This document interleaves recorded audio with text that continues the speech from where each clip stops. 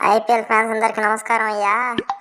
ఈసారి ఐపీఎల్ లో పాండ్యా భయ్య మా టీంలో లేనందుకు నాకు చాలా బాధగా ఉంది.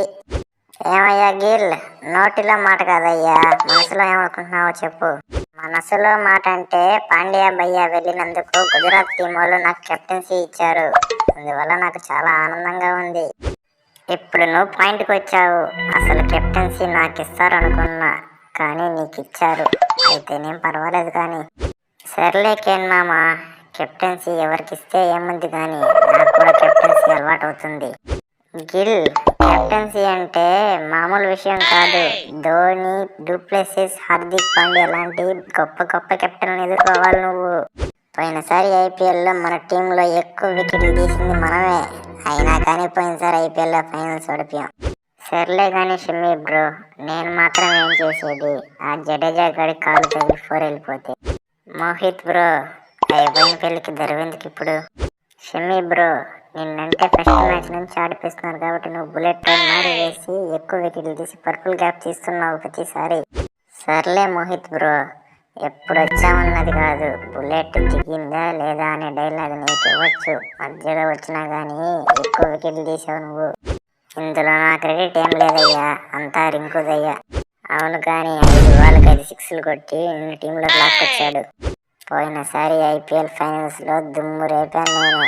90 రన్స్ పైగా కొట్టాను, అయినా ఓడిపోయాం మనం. సాయి సుదర్శన్, నువ్వు ఇంకా పిల్ల బచ్చావే. మా టీంలో ఎన్ని రన్స్ కొట్టామన్నది కాదు, మ్యాచ్ గెలిచామా లేదా అదే ముఖ్యం ఇక్కడ. అది నిజమేలే సాహాబయ్యా, ఆ రోజు ఫైనల్స్లో మనకు శని 4 దిక్కులుగా జరిగింది. ఈసారి నేను కీపింగ్ చేస్తున్నాను, పైగా గిల్ కూడా కెప్టెన్. నువ్వు టీంలో ఉంటావో ఉండవో తెలియదు. గిల్ భయ్యా, ఇంతకు నేను ఐపీఎల్ ప్లేయింగ్ లెవెల్లో ఉంటానా ఉండనా? సాయి సుదర్శన్ బ్రో, నువ్వేం పరిశ్రమ కావద్దయ్యా. నువ్వు ప్లేయింగ్ లెవెల్లో లేకపోయినా ఇంపాక్ట్ ప్లేయర్గానే ఆడిపిస్తాను. పోయినసారి ఐపీఎల్లో కాదు, ప్రతిసారి ఐపీఎల్లో బ్యాట్స్మెన్లకు చెమట పట్టిస్తాను నేను. నా గురించి తెలుసుకోవాలంటే హైదరాబాద్ వాళ్ళని అడగండి.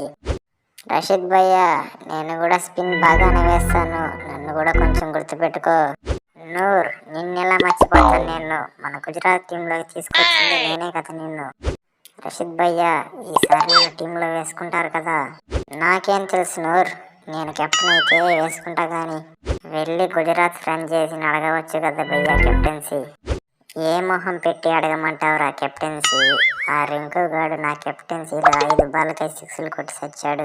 అవునే రషీద్ భయ్యా, ఆ దరిద్రం నీ కెప్టెన్సీలోనే కదా జరిగింది.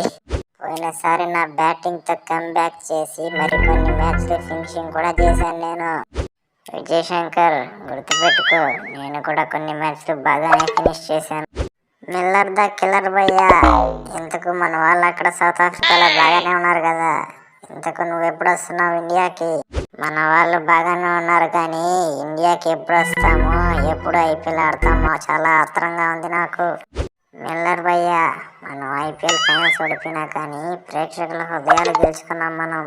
అలాంటి పాత డైలాగులు కొట్టడం ఆపి ఈసారి ఖచ్చితంగా కప్పు కొడతాం. ఈసారి ఐపీఎల్కి తగ్గేదేలే.